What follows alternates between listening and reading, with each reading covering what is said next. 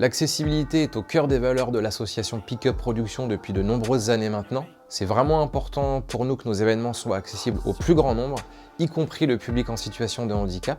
C'est pourquoi on a développé différents dispositifs, comme ce soir avec la présence d'interprètes en langue des signes au niveau de l'accueil du public, des dispositifs vibrants. Sur d'autres concerts, on propose des audiodescriptions, on met à dispo des guides faciles à lire et à comprendre. Et là, on cherche à proposer une programmation entièrement bilingue. Et c'est pour ça qu'on est hyper fiers d'avoir RMC et son interprète Elodia sur scène, ainsi qu'en première partie L'Excité et la chansigneuse Douboucan, pour une soirée entièrement accessible au public sourd.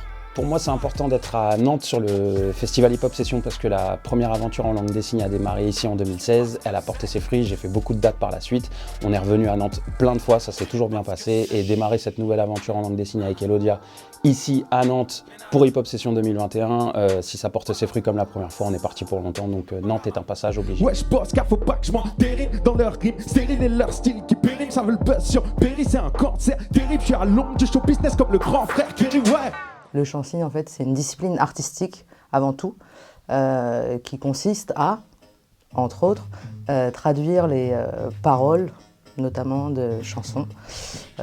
Si on parle de ce type de chant-signe-là, de traduire les paroles de chansons en langue des signes, mais pas seulement les paroles, on parle aussi des nuances, on parle du rythme, donc on utilise pour ça évidemment la langue des signes, l'expression corporelle, beaucoup, les expressions du visage énormément, qui font partie intégrante de la langue des signes. Donc voilà, le chant-signe, pour ce type de chant-signe-là, où on accompagne un artiste déjà avec ses morceaux, on parle de ça.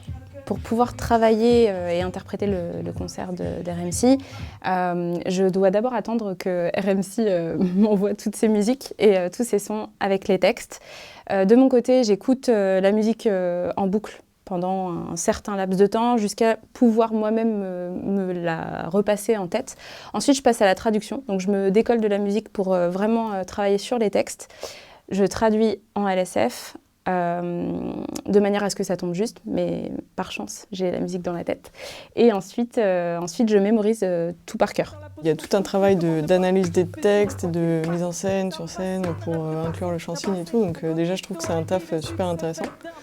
Et du coup, là, je tenais vraiment à ce qu'il y ait du chant-signe pendant le concert parce que je voulais vraiment être en lien avec tout le monde dans la salle, quoi.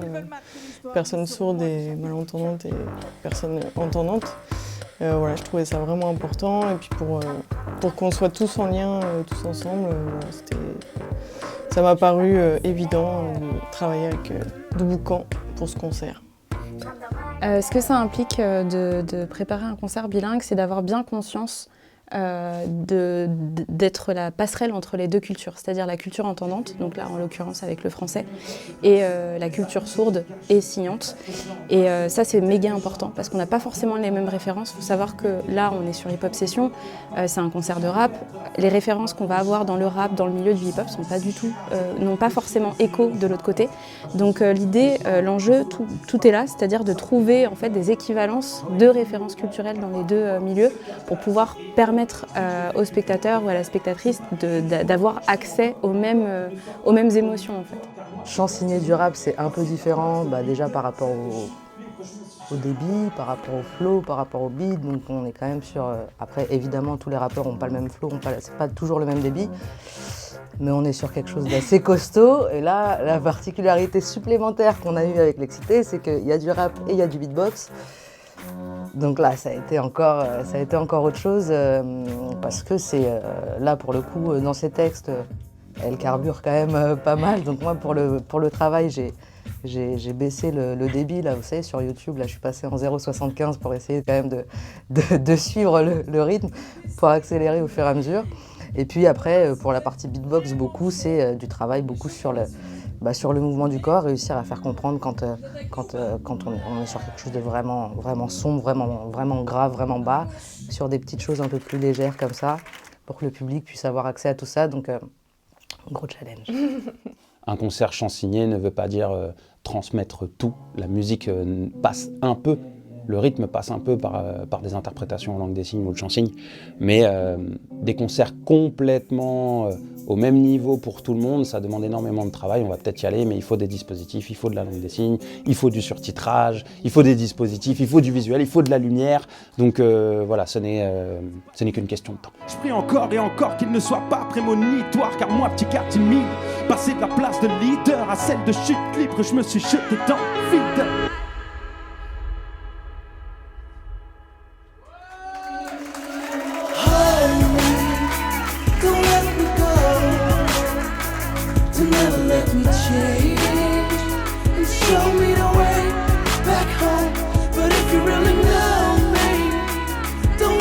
Fall.